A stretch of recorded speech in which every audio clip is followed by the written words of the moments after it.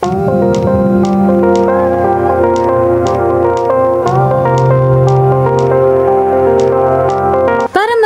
magandang lugar na ito, pinuntahan namin ang dulo at mataas na bahagi ng bayan ng Maasin, Iloilo. Inakyat baba namin ang bundok at dumaan kami sa maputik at madulas na trail. Naglakad sa batuhan, tinawid ang mga ilog, umakyat sa malalaking bato,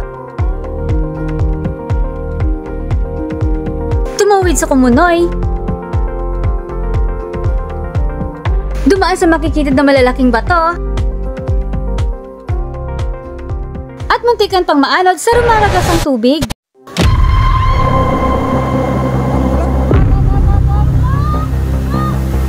Para lang maipakita sa inyo ang nakatagong hiyas na ito.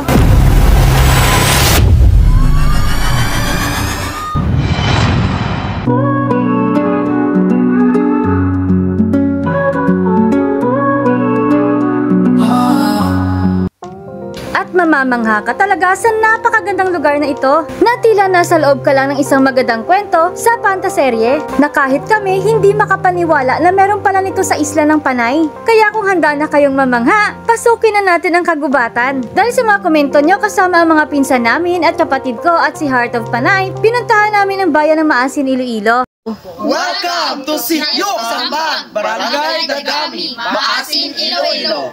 At dito papasok sa gubat magsisimula ang adventure namin. Dahil unang sabak pa lang ng lakaran, maputik at madulas na ang daan. At puro pababa ang dinadaanan namin. Tibay ng tuhod ang labanan dito. Doble ingat lang sa paglalakad dahil posible ka talagang madulas. Sa parte na maputik at madulas na trail, mabuti na lang talaga at maraming matataas na puno ang dinadaanan namin, na kahit mainit hindi kami gaano apektado. Malaking tulong talaga ang mga punong ito sa mga dumadaan dito. At habang tinatahak namin ang daan papunta sa destinasyon namin, mas lalo kaming na-excite na may magandang madadatnan sa patutunguhan namin. And finally, after 30 minutes trek, narating na nga namin ang unang batis, kung saan napagdesisyonan namin na dito na mag-set up para makapagluto. Buti na lang talaga laring handa tong mga kasama namin. Nakakatuwa lang dahil sa pagkakataon na to nakasama namin ang kapatid ko at mga pinsan namin. Nagumpisa na nga kaming mag-prepare ng mga iluluto naming ulam. At nang naluto na nga ang mga niluluto namin, abay oras na para kumain. Paalala lang po sa mga pupunta, siguraduhin po nating ligpitin ang mga kinainan natin para mapanatiling malinis ang magandang biyaya sa atin ng kalikasan. Pagkatapos naming maglinis ang mga kinainan namin, nagpahinga na muna kami saglit at yung ibang mga pinsan naman namin ay masaya nang lumalangoy sa ilog. Dahil sa sobrang init, gugustuhin mo talagang magbabad sa malamig na tubig. At syempre, hindi mawawala ang aerial shot ni John.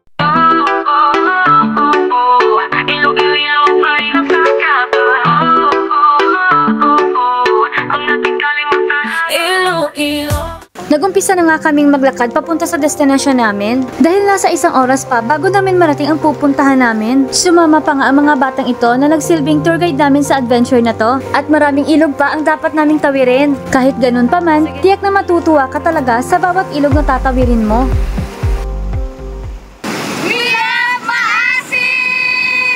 Dahil sa bawat hakbang mo, nakakapagod man, malayo man, pero may magandang kahihinatnan. Dahil natutuwa kaming maibahagi sa inyo ang magandang karanasan na to. Di man madali ang tinatahak naming landas, buong puso naming yayakapin ito. Dahil bihirang karanasan ito na masasaksihan mo ang tunay na ganda ng kalikasan. Sa paglalakbay namin na ito, hindi na namin alintana ang pagod at init. Dahil alam namin sa mga sarili namin na ito talaga ang ginusto namin. At walang katumbas ang galak at tuwa ang nararamdaman namin sa mga oras na to.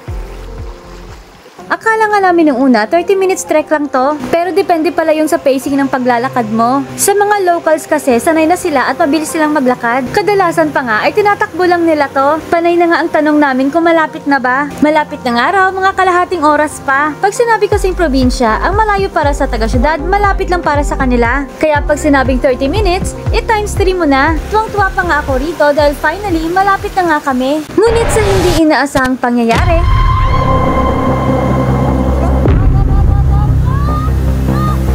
muntika na nga akong maanod ng rumaragas ang tubig. Dito masasabi mo talaga, iba talaga pag Pinoy maaanod na nga, tumatawa pa. Only in the Philippines. Matapos makipagsapalaran sa rumaragas ang tubig, tinawid namin ang Malakumunoy na ito. Di naman siya gaano kalambot para lamunin ka ng lupa. May kahoy naman para may mapatungan, para makaakyat at makapasok sa makitid na lagusan, na napapagitnaan ng malalaking bato. At ito na nga ang panghuling ilog na tatawirin namin. At mas malakas ang daloy ng tubig dito. Pero natuto na ako, balanse lang at lakas ng loob. At tiwala sa sarili na kaya mo. Pasasaan din at mararating mo rin ang nais mong marating. At sa wakas, narating na nga namin ang aming huling destinasyon. Worth it ang lahat ng pasakit, pagod, balakid at bawat patak ng pawis mo pag narating mo na ang gusto mong marating. Sino nga ba ang hindi mamamangha sa malaking kantadyang lugar na ito? At ito ang Ayagay Falls, ang nakatagong hiyas ng Maasin, Iloilo. Kaya hindi na kami nagpatumpik-tumpik pa at wala kaming sinayang na oras para ma-enjoy ang lugar na to. At nagpapasalamat kami sa inyo dahil sa mga komento nyo na puntahan namin ang lugar na to. Kung ikaw, pupunta ka ba? And if yes, PM us for more details. Kaya kung may ipinagmamalaki ka din sa lugar nyo, i-comment mo na yan, baka yan ang next destination namin.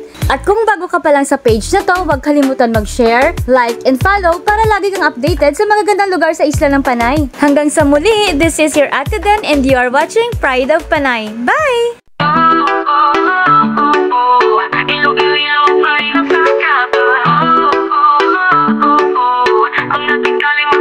Iloilo, ang ganda mo, di ko maitanggi. Pride of Panay, sa puso laging ikaw lang. Kultura at kasaysayan, dito nagsama. Sa Iloilo, para natin tayo maglakbay ng sama-sama. Pride of Panay, Pride of Panay, pusod na nga'y walang kapantay. Pride of Panay, Iloilo, ikaw ang tunay. Talagaw ka namin di